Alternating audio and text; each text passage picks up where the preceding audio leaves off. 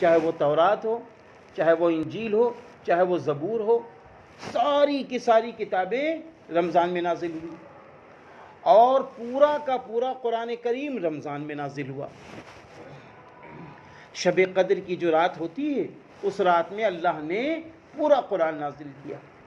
اللہ تعالیٰ نے قرآن میں صاف صاف فرما دیا، شہر رمضان الذی انزل فیہ القرآن ھدی للناس وبینات من الھدی والفرقان۔ یہ قرآن وہ ہے جس کو رمضان میں نازل کیا گیا ہے، رمضان میں نازل کیا ہے، اور شب قدر کی رات میں، شب قدر کی رات میں نازل کیا گیا ہے۔ اب جب یہ قرآن نازل کیا گیا تو اللہ نے سب سے پہلے پورا کا پورا قرآن لوح محفوظ میں پہنچا دیا۔ لوح محفوظ جہاں قرآن کی حفاظت کی جگہ ہے اللہ کے ہاں، یہ پورا قرآن وہاں پہنچا دیا گیا شب قدر کی رات میں۔ پھر 23 سال چند ماہ کے اندر یہ پورا قرآن